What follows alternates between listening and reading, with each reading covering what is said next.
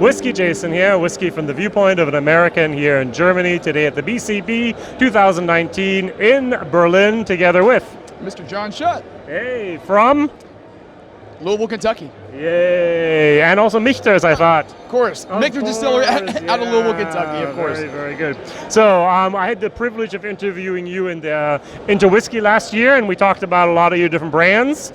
Today we want to talk about some of the other brands out there, and let's start off with a brand new product here from Michters. Brand new in the market in the States as well as Europe, I think, right? Yeah, correct. So, at Michters we are constantly innovating, looking for, really, not gimmicky, expressions. We're looking for truly innovative expressions, things that really, especially like wood science projects. We're always looking for new and interesting projects. And there's a few that we have here today, and I think we'll start with our sour mash. All right. So this, of course... So sour mash is not bourbon. That's correct. So you're missing like 1%, I think. Well, exactly. So, we don't disclose our mash bills. Okay, good. But yeah, sour mash, for us, our US 1 sour mash, it's an interesting whiskey because there is no grain above 51%. There's no maize or corn. There's no rye that's got above 51%. So it's really this bridge between both. And it just makes for a really interesting whiskey. And people just go crazy about it. I love it from a sales perspective, because you've got guys who may not like bourbon or may not like rye, but they say, what is this sour mash all about? Nice. So it always creates conversation, and that's why I just love it so much. All right. All right? This is a special sour mash, something with toasted, right? Exactly. So what we've done here, again, we're always looking at innovative things to do with wood science, and we've taken our US 1 sour mash, fully matured, which it's at 43% ABV. We've actually taken that from now every single cask of Michters is going to be toasted and charred. Every single one of them, okay? So charred is, I always call it kissed by the flame. Toasted, I saw in Kavalan in Taiwan that they actually had like almost a big hair dryer they put the barrels on, and that hot air toasted them. How do you do it? So if you actually go to our cooperages, you're actually going to see, it's almost like a small campfire. It's an oak fueled campfire where the actual cask sits over the top of that flame. It's a long process. It takes a long time. Charring is going to be that, just a matter of seconds. And we actually use a char 3 level. We do that because we don't want to go to a char 4 or higher, because it's actually going to, it burns out the toasting process. A cask itself is one of the most expensive, elements in terms of making whiskey. We don't want to ruin that toasting because we're so proud of it. We're not the only guys that do it, but very few actually do that, okay? So what we've actually done here, we've taken our US 1 sour mash whiskey, fully matured, typically between 5 and 7 years old. We're going to take that out, and we're going to actually add it to a toasted-only cask, and we're going to age it for just a matter of months, and it really picks up this amazing new layer of flavor, and people just go crazy for it. And again, our US 1 toasted barrel-finished sour mash released officially September 1st in the US. I know for a fact because I watched this container. It landed in Europe last week and should be in market very, very, very soon. Very, very good.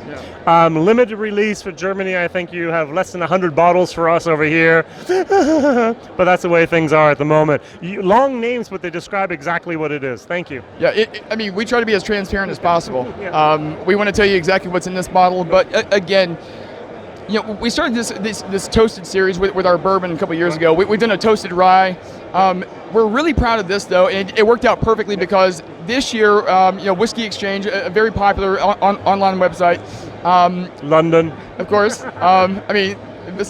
English speaking, of course, which is great for us. But this was the Whiskey Exchange Whiskey of the Year for 2019, the first time an American whiskey has ever won the award. We were blown away. Congratulations, really. Yeah. So it actually worked out perfect to have a toasted version of our sour mash. People have gone crazy for it. Social media, it's gone crazy. So I expect this to sell out instantly, basically, like most of our toasted stuff does. Yeah, that's true. That's true. All right, very good. And you have two other brands here, brands that are very hard to get in Europe, brands that I did not originally associate with Michters. Would you tell us the story? Yeah, sure. Well, the truth is, Michter's history traces way back. Way back. Yeah. And we're talking about 1753 when we're in Pennsylvania now. We're actually, the story of Michters doesn't start in Kentucky. It goes back to Pennsylvania, where Johann Schenk, he was a Swiss farmer actually. He's a Mennonite farmer. He was distilling there. And so the actual first distillery on those grounds in Shaverstown, Pennsylvania, was Schenk's. So these are our legacy series, these two whiskeys here, and it's really paying homage to where our story begins. to present-day Louisville, Kentucky. So 1753, you've got Johann Schenk, and with this right here, you've got vintage releases. Okay. So every year it's going to be a little bit different. Last year we used some French oak in the maturation of this. This year we're at 45.6, the exact same ABV as last year. However, we're using a new species of oak called Chinkapin oak. He practiced that. Many times. But Chinkapin oak, first of all, it's a Native American word. But the difficulty with this tree, which it's known for its really unique taste profile, it does not grow straight. Right. And we were just talking about this, where it's a tree that it has a lot of curves, has a lot of knots. Cooperages, it drives them crazy to work with it. But for us, again, we're always looking for those innovative, species of oak and just those wood finishes that really provide a new layer, maybe a unique layer of flavor that haven't really been seen in American whiskey. So 45.6. Now this is a sour mash whiskey. So just like our US 1 sour mash and our toasted sour mash, not a bourbon whiskey, not a rye whiskey. It's that bridge between a bourbon and a rye. So I think a limited edition. How many bottles this year? We've got the bottles right there. So we've got 2,920 bottles For the world. Not a lot. So if you see it, I would recommend it. Definitely going to be, people collect them, but also the great thing is, these whiskeys are made to drink, and they're priced right. They're not going to cost you an arm and a leg. And they've been well received. In every market we brought these, people have just gone crazy for them. So we're excited about it. I'm also excited about it. So the last one here for today is? So in the 1800s, again, that story, 1753, Shanks. The sons were Michael and Peter, right? Because that's where the name comes, I thought. So actually the name Michters doesn't actually show up until the 1950s. Okay. Right. The owner at that time was Lou Foreman. Right. He wanted to do something a little bit different, kind of rebrand. He had two sons, Michael and Peter. I always joke and say, that's kind of 1950s marketing. He had Michael and Peter. If you combine the two, that's where you get Michters from. It's not German. Sorry, guys in Germany. It's not Dutch. It's Michael and Peter. Those are the names. But so before Lou Foreman took over, the actual distillery went from Shanks to Bombur Gers. So this is in the 1800s. Okay. Again, Again, legacy series. We are paying homage back to where it started. With Bombur Gers, now you do have, this is a straight bourbon whiskey. Right. 54%, so you're getting some extra strength there, some really bold flavors. And again, we're using that word I practice so much, Chinkapin oak, and some of the maturation here. So, and again, people have just gone crazy. Of the two, I'm not just saying this because I'm on camera. I really go back and forth. I love them so much. I think they both have really unique characteristics of their own. But this seems to be... A little bit extra ABV helps sometimes, doesn't it? It just does, especially when it's nice and cold outside. To me, this is my absolute favorite of the two. What I do love is we've had a mixed kind of review of everyone kind of saying, I like Shanks, I like... Okay, good. I always say this, that's why we make both of them.